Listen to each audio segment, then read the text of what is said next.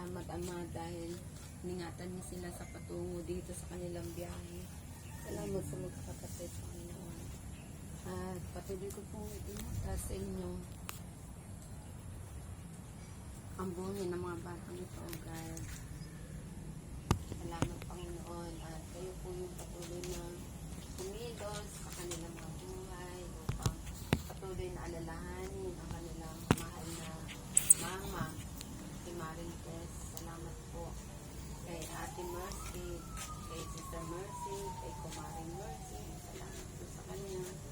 At kay maging pangalawang magulang ng iyong mga anak. Salamat. Salamat din sa mga manugang na nadoon din ng support, ang pagtulong, pagmamahal. Salamat, Lord. Tunay na ikaw ay naging binhina sa kanilang mga puso. Salamat po sa paraan ng pangangalaga. Maring test po sa kanila, patuloy po silang nagkakaisa. At patuloy po kami magbubulay-bulay ng iyong salita. Dahil ito po yung nais niyo po. Ito po yung ika-40 days ni Maring Tess. At maraming salamat dahil hindi namin po siya makakalimutan. Lalo tigit ng kanyang mga anak at apo na naiwanan. Usog ng pagmamahal. Kaya patuloy na sila nangungulila.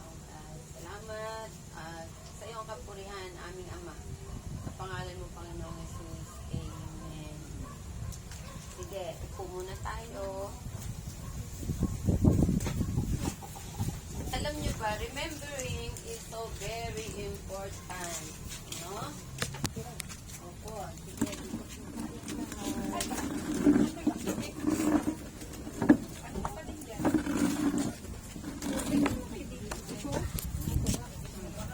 Mainit yan. Magulat ka ng kapal.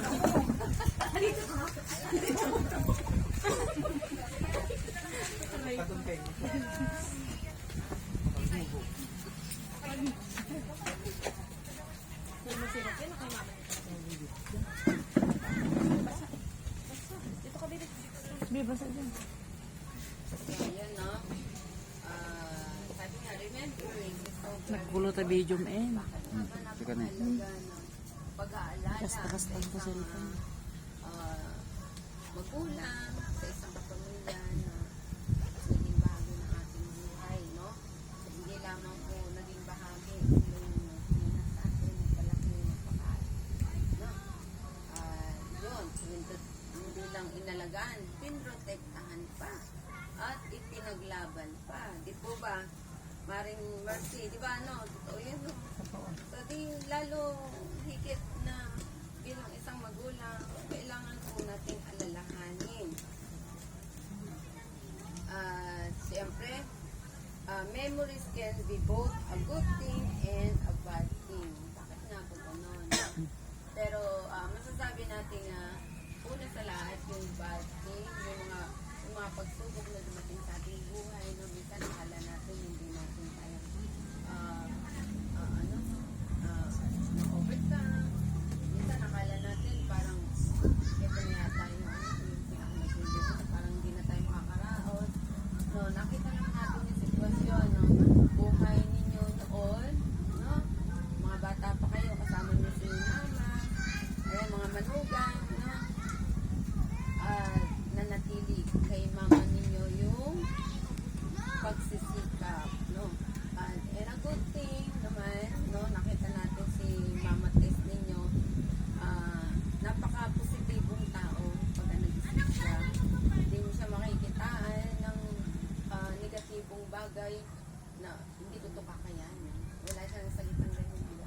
Lagi niyang sinasabi na, kaya. Magluluto ako, magtitinda ako.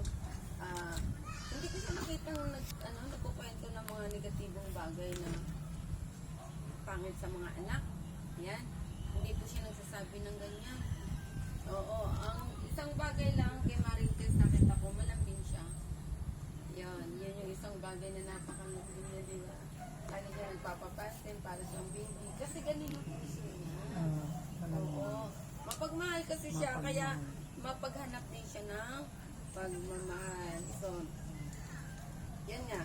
So, you have many memories of 10 years ago, at yan ay kasama ang mama niyo. Diba? Napakaraming memories na pwede niyong alalahanin sa oras ng pagtawa, sa oras ng pag-iyak, no? At hindi niyo yun masusubukan pagdating sa pera. Hindi yan magtatabi at hindi yan magsusubi at hindi siya magre-reserve. Pagka sinabing pera niya, pera ng lahat. Pera ng apo, pera ng anak. Ay nako, kahit sa gawain, hindi siya madamo. Totoo po. Grabe, napaka-all out talaga. Yung baon niya sa bag, kasi maraming beses kami magkasama niya, mga biyahe-biyahe. At lahat ng laman ng bag niya, ilalabas yun ipapakain niya. Yan, para siyang bata na nasa school bus na bigay ng pagkain, di po ba? So that way of living will give us hope for the future that is based on the memories of the past or the present. Tama ba? Opo. So mga na-experience natin, nakasama natin si mama ninyo, yan po ay nagbibigay sa inyo ng pag-asa sa hinaharap ng buhay. No? Sana yung mga naumpisahan ni mama nyo na mga pangarap niya, na nakita niyo naman kung paano kayo ginabayan, no? Kung paano kayo tinuruan, paano kayo tinrain, nurture. Yun. Makita naman natin di ba? Puro paalala. Ang tiyaga niya magpaalala, di ba? So, meron naman kayo mga siguro napapagalitan or nakukulit. Pero mas lamang po doon yung kasi nga bakit? Kasi mahal niya kayo.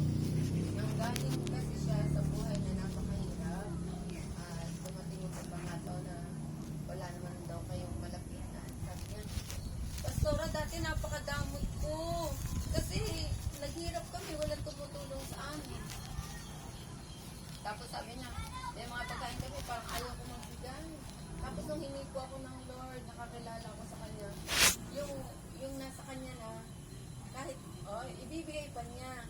Kaya naranasan niya pareho yung magdamot, magpuripot, at naranasan din naman niya yung, kahit ayaw niya, hindi dapat ibigay, binibigay pa rin niya.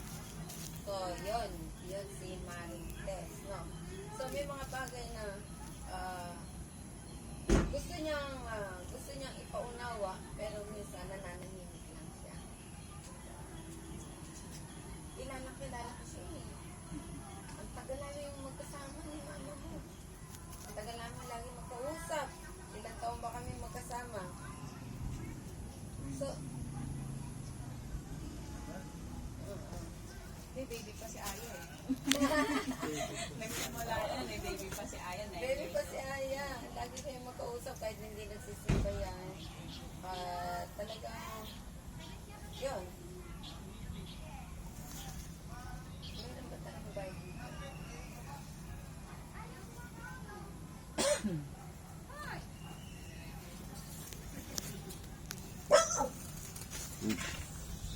Si Pop. Bapa, ate. So, yun, no? So, maraming pangarap si mama niyo na naumpisahan na sana maging partner ninyo sa mga pamumuhay po ninyo sa hinaharap.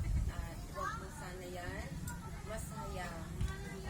Kayo ginather ng mama ninyo, kahit na kayo may mga family, gusto niya lahat po kayo ay sama-sama at nakikita niya.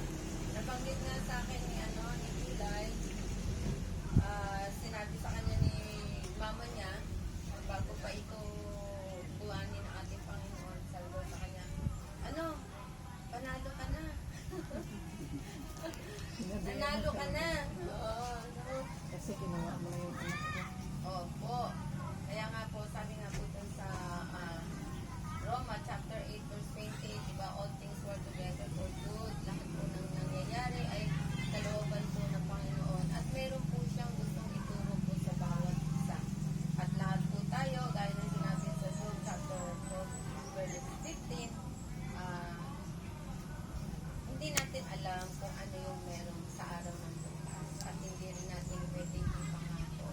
Kaya ang mama naman ninyo, wala po siyang pagkukulang sa atin, sa inyo, mga anak. Lahat po kayo napaalalahanan niya. Lahat po kayo inisa-isa niya. tumawag one by one. One by one. At hindi lang siya group chat ang ginagawa niya. Nagte-text siya isa-isa at ipinaparating po sa inyo kung ano yung maganda. Diba? Oo, nagkukwento siya tungkol kay Ryan, yung nasa ibang bansa siya, mas gusto niya, narito daw si Ryan.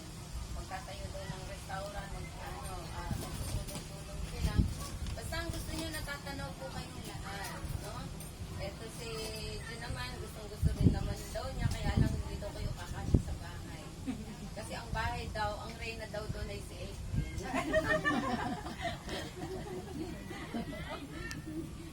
Siya daw talaga yung naka-base doon. Yan. Kaya, pasensya na sa akin mga anak. Si April talaga yung reyna ng bahay. So, yun. Tayo po tumayo, tayo po Father God, maraming salamat sa pagpapaalala sa amin.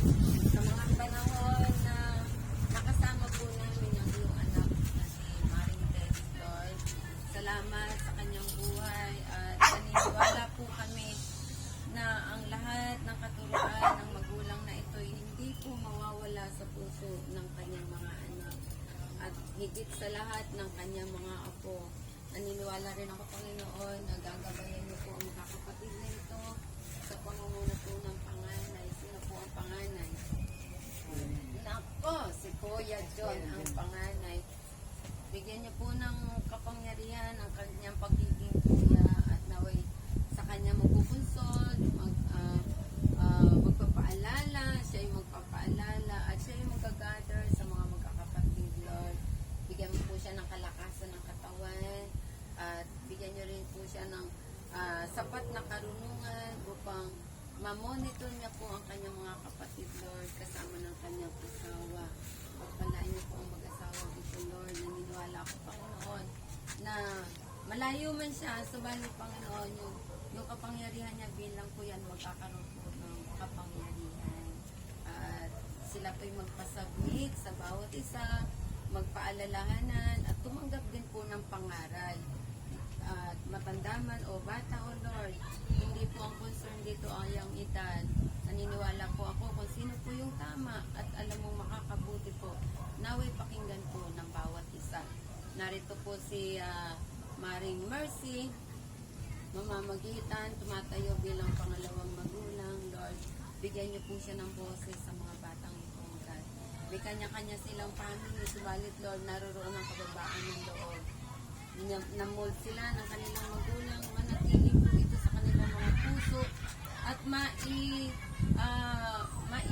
bahagi nila, maituro din nila sa kanilang mga anak dahil naniniwala ko ito rin yung nais ng kanilang mga magulang. Si Brother Pitman, Lord, ay nais ko, Panginoon, na ipon niyo rin po ang kanyang puso, dumating ang oras na maalala niya, maisip niya na mayroong mga anak ko na nag-iintay po sa kanya at nagmamahal po sa kanya. Ingatan niyo po ang kanyang kalusugan. Ang araw na ito ay napakahalaga, Lord. Ginugunita po namin panahon na kasama po namin si Maring Tess. Salamat. Napakabuting kaibigan, mabuting tao, matulungin, hindi lang sa family, kakilala man o hindi, o God, nakilala po siya dahil sa kanyang kabutihan. Naway ang kanyang mga anak, manatili rin po sa kanilang mga puso, ang pag-ibig at pagmamahal na iniwan po sa kanila ng kanilang magulang. At manatili sa kanila, mag-aral sa kanila ang kapangyarihan ng pangalan mo, aming Ama, Panginoong Hesus, Banal na Espiritu, maghari ka po sa pamilya ng pangtupila. At sa inyo po ang kalwalhatian, magpakailanman, sa pangalan po ng aming Panginoong Hesus. Amen. Sige, picture tayo dito.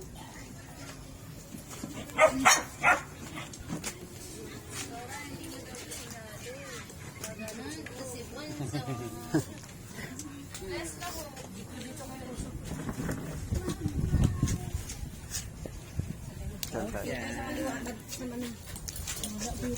Asawa po yan ni Kuya. Timer mo man, ma. Ay, Pati kay Pastora, ipakilala. Kilala ka. Kilala niyo na po ako. Oo. Ilan ako na nag-sound ko lang.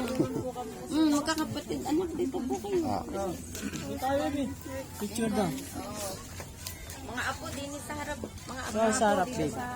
Sa harap kayo. Opo, mga apo. Opo, para kasi tayo sa kanila. Here, here. Yan. O, mga anak, sa likod. O, malugang doon. Hear me.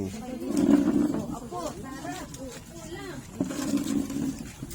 Yan, ang apo sa harap. Oh, dito sa harap. Nakisama siya sa harap. Sige, lapos.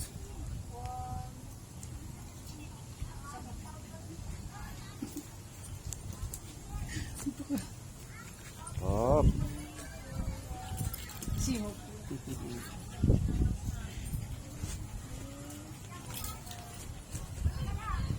Si Raymond lang wala. Kalakit kita po.